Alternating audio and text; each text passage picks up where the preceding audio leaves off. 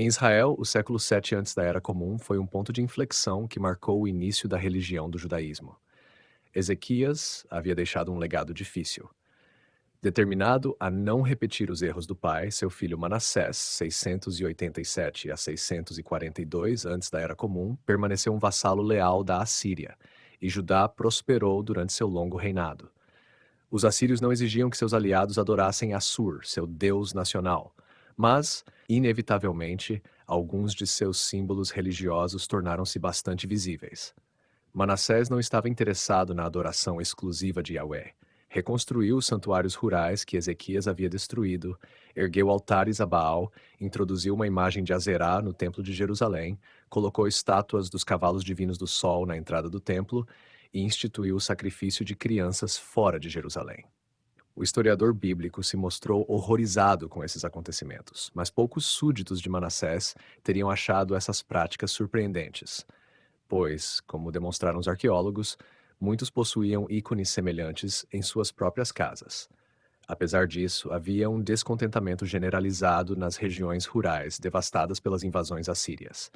Embora as políticas nacionalistas de Ezequias tivessem sido desastrosas, alguns podem ter alimentado a nostalgia de uma idade de ouro, quando seus antepassados haviam vivido em paz na terra, sem a ameaça constante de invasões inimigas e dominação estrangeira. Esse descontentamento latente explodiu após a morte de Manassés.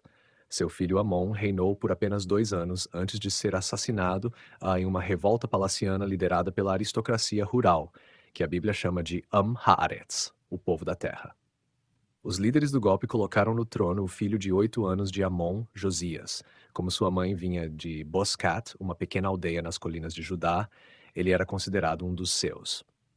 O poder havia passado das elites urbanas para os líderes do campo, e inicialmente tudo parecia favorecer essa nova ordem. Nesse período, a Assíria estava em declínio e o Egito em ascensão. Em 656 antes da Era Comum, o faraó Psamético I, fundador da 26ª dinastia, forçou as tropas assírias a se retirarem do Levante. Com surpresa e alegria, os habitantes de Judá assistiram à retirada assíria dos territórios do antigo Reino do Norte, Israel. É verdade que Josias havia se tornado vassalo do Egito, mas o faraó estava ocupado controlando as lucrativas rotas comerciais das planícies cananeias, e por isso Judá ficou, por um tempo, relativamente livre para agir. Quando Josias tinha cerca de 16 anos, passou por uma espécie de conversão religiosa, o que provavelmente significava o desejo de adorar exclusivamente Yahweh. Essa devoção ao Deus nacional também poderia ser entendida como uma declaração de independência política. Em 622 antes da Era Comum, cerca de 10 anos depois, Josias iniciou extensas obras de restauração no Templo de Salomão, grande símbolo da Idade de Ouro de Judá. Durante a construção, o sumo sacerdote Hilquias fez uma descoberta extraordinária e correu até Safã, o escriba real, com a notícia: "Encontrei o livro da lei, Sefer Torá, no templo de Yahweh." Segundo ele, tratava-se da lei autêntica que Yahweh havia dado a Moisés no Monte Sinai. Safã imediatamente levou o rolo ao rei e o leu em sua presença. A maioria dos estudiosos acredita que esse rolo continha uma versão primitiva do livro do Deuteronômio, que descreve Moisés reunindo o povo no Monte Nebo, na Transjordânia, pouco antes de sua morte, para proclamar uma segunda lei, Deuteronomion em grego. No entanto, em vez de ser uma obra antiga, como afirmavam Safã e Ilquias, provavelmente era um texto inteiramente novo. Até o século 8 antes da Era Comum, havia pouca tradição de leitura ou escrita de textos religiosos em Israel ou Judá. Não existia uma tradição antiga de que os ensinamentos de Yahweh tivessem sido registrados por escrito. Nas tradições J e E, Moisés transmitia os mandamentos de Yahweh oralmente, e o povo respondia também de forma verbal. Tudo que Yahweh falou, nós faremos.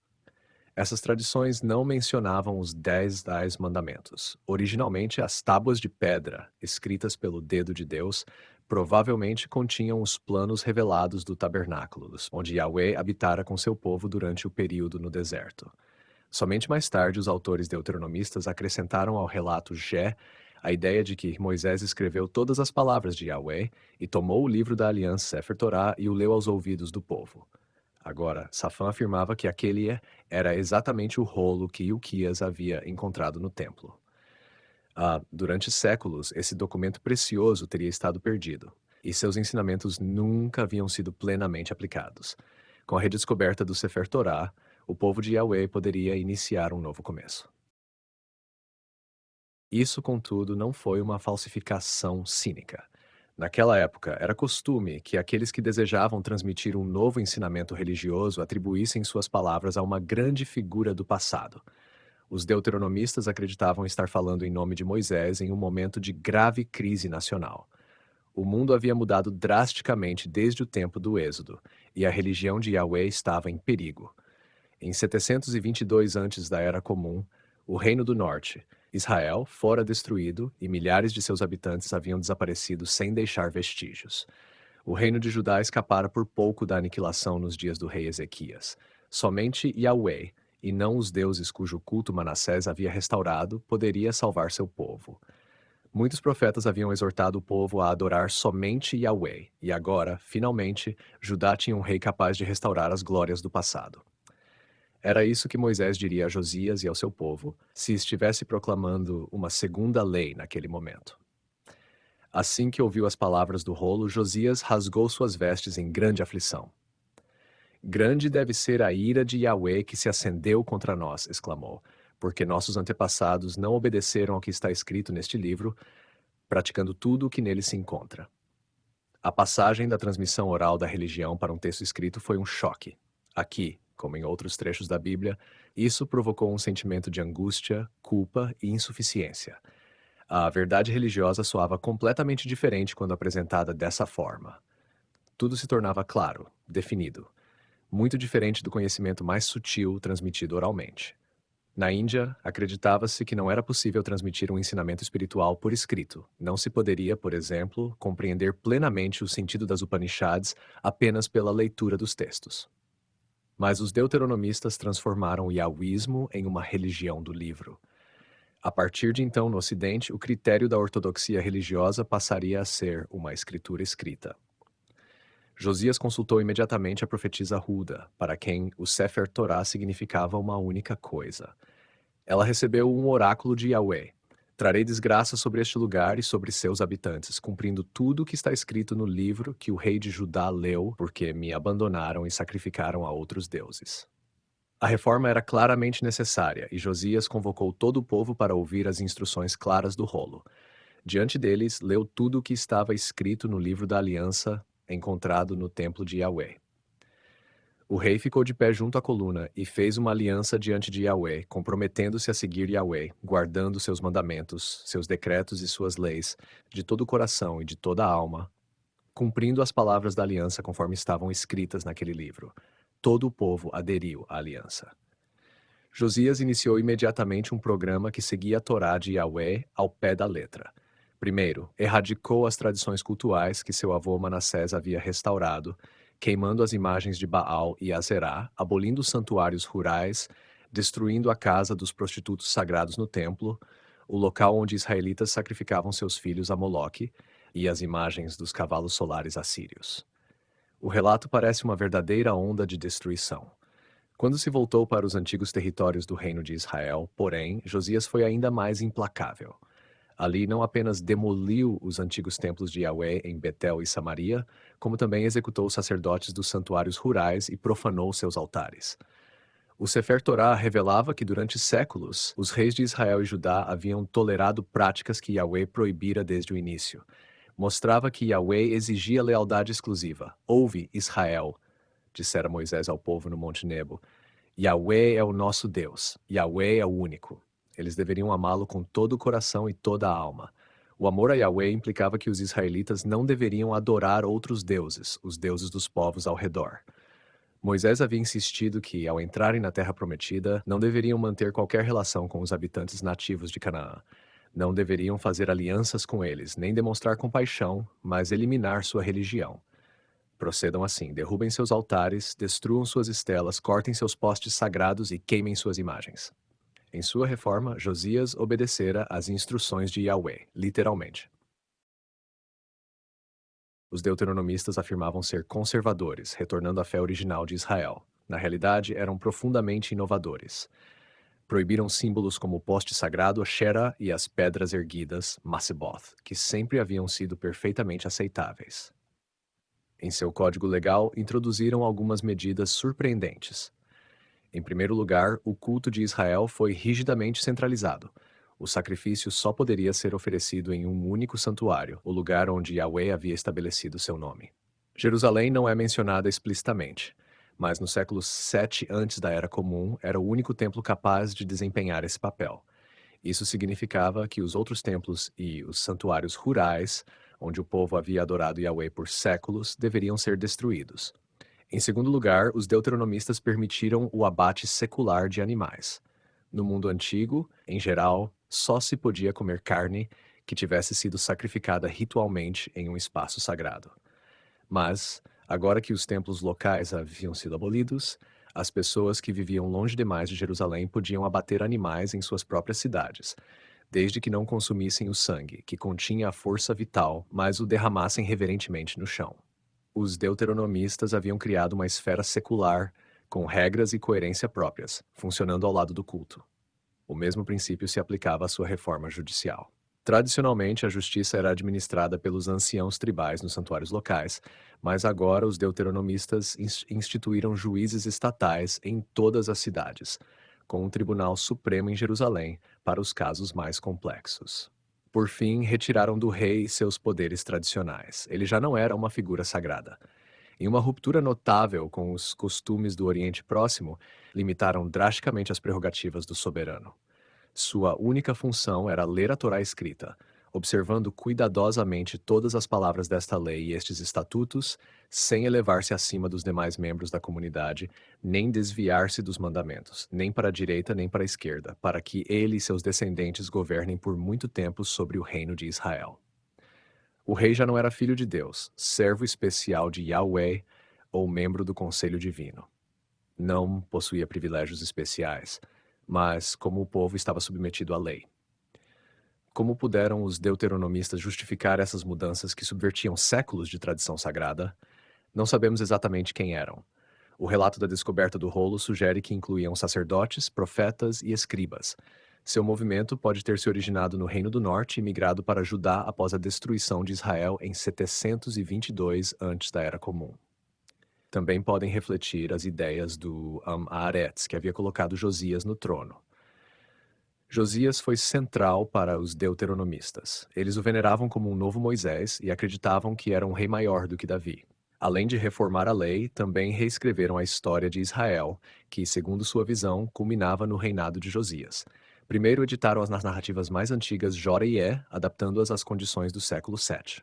Não acrescentaram nada às histórias dos patriarcas Abraão, Isaque e Jacó que não lhes interessavam particularmente, mas concentraram-se em Moisés, o libertador do povo da escravidão no Egito, em um momento em que Josias buscava libertar-se do faraó. Em seguida, estenderam o relato do Êxodo para incluir o livro de Josué e a conquista das regiões montanhosas do norte. Os historiadores deuteronomistas viam o período de Josué como uma idade de ouro, quando o povo era plenamente devoto a Yahweh e acreditavam que Israel estava prestes a iniciar uma nova era gloriosa. Como Moisés, Josias libertaria o povo do jugo do faraó. Como Josué, conquistaria os territórios abandonados pela Síria e restauraria a verdadeira fé em Yahweh. Por fim, nos livros de Samuel e Reis, os deuteronomistas compuseram uma história dos reinos de Israel e Judá que condenava fortemente o reino do norte e defendia que os reis davídicos de Judá eram os legítimos governantes de todo Israel. O corpus deuteronomista, assim, oferecia um forte respaldo aos programas religiosos e políticos de Josias. Mas isso não era mera propaganda. Os deuteronomistas eram estudiosos eruditos e sua realização foi notável. Recorreram a materiais anteriores, antigos arquivos reais, códigos legais, narrativas tradicionais e textos litúrgicos, para criar uma visão inteiramente nova, fazendo com que as tradições antigas dialogassem com as novas circunstâncias de Israel sob Josias. Em certos aspectos, o Deuteronômio soa como um documento moderno. Sua concepção de uma esfera secular, de um judiciário independente, de uma monarquia constitucional e de um Estado centralizado antecipa elementos que ainda reconhecemos no mundo contemporâneo. Os deuteronomistas também desenvolveram uma teologia muito mais racional, rejeitando grande parte da antiga mitologia. Deus não descia do céu para falar com Moisés no Monte Sinai. Não era possível ver Deus, como alguns israelitas acreditavam, nem manipulá-lo por meio de sacrifícios. Deus certamente não habitava no templo. Os autores colocaram uma longa oração nos lábios de Salomão após a dedicação do templo, deixando claro que o santuário era apenas uma casa de oração, não uma ligação entre céu e terra. Acaso Deus pode realmente habitar com o homem na terra? Perguntou Salomão com incredulidade. Nem os céus, nem os céus dos céus podem conter-te, quanto menos esta casa que eu construí. Israel não possuía a terra, porque Yahweh escolhera habitar no Monte Sião, como afirmava a antiga mitologia, mas porque o povo observava os estatutos de Yahweh e o adorava exclusivamente. Também era essencial que os israelitas se comportassem com justiça e bondade uns com os outros.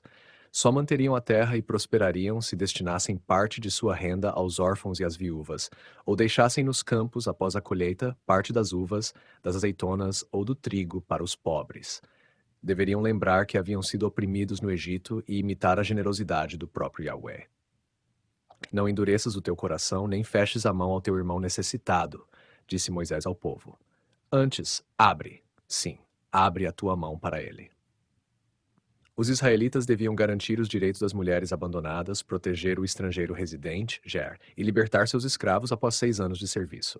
A insistência apaixonada dos deuteronomistas na justiça, na equidade e na compaixão ia ainda além dos ensinamentos de Amós e Oseias.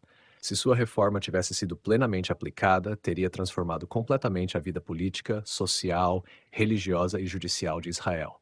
Este é um ponto fundamental. Os juristas e historiadores deuteronomistas deram uma centralidade totalmente nova ao texto escrito. Hoje, muitas vezes se usa a escritura para resistir à mudança e preservar o passado, mas os deuteronomistas, que inauguraram a ideia de ortodoxia textual, utilizaram os textos herdados justamente para promover mudanças profundas. Reescreveram as antigas leis do Código da Aliança do século IX, inserindo expressões e modificando palavras para apoiar sua nova legislação sobre o abate secular, o santuário centralizado e o calendário religioso. Em vez de permitir que as antigas leis, tradições orais ou costumes cultuais limitassem sua reforma, utilizaram essas tradições de forma criativa. O legado sagrado do passado não era fixo, para eles era um recurso capaz de iluminar o presente. Os deuteronomistas transformaram o judaísmo em uma religião do livro. Contudo, parece ter havido considerável resistência a essa mudança. A alfabetização alterou a relação das pessoas com sua tradição, nem sempre de forma positiva. Na Índia, por exemplo, a transmissão oral exigia um longo aprendizado, uma interação dinâmica com um mestre carismático e um estilo de vida disciplinado e austero. Já a leitura solitária favorecia uma formação mais individual e independente.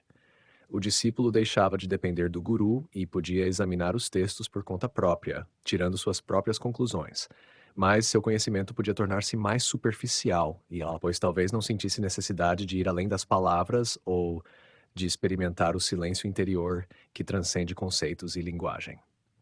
O profeta Jeremias iniciou seu ministério aproximadamente na mesma época em que Hilquias descobriu o rolo.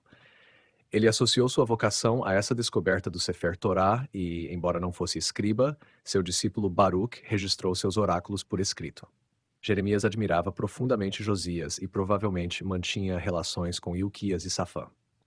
Em vários momentos, o livro de Jeremias compartilha o estilo e a visão do Deuteronômio. Ainda assim, ele demonstrava reservas em relação à Torá escrita. Como ousais dizer, somos sábios e possuímos a lei de Yahweh? Perguntou a seus opositores.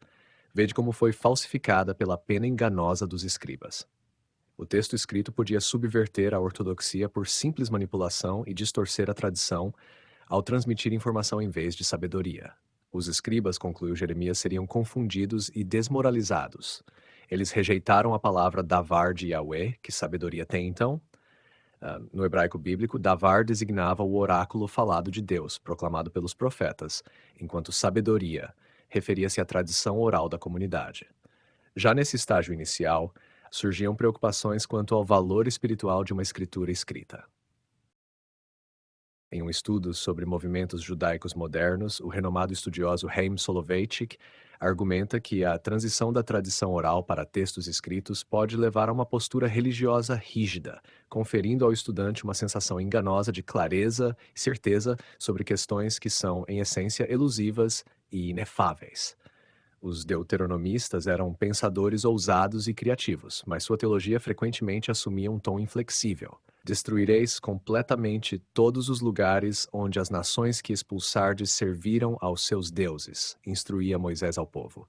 Deveis derrubar seus altares, destruir suas colunas, cortar seus postes sagrados, incendiar as imagens esculpidas de seus deuses e apagar seus nomes daquele lugar. Yahweh pode ter ordenado aos israelitas que fossem bondosos entre si, mas não deveriam demonstrar misericórdia para com estrangeiros.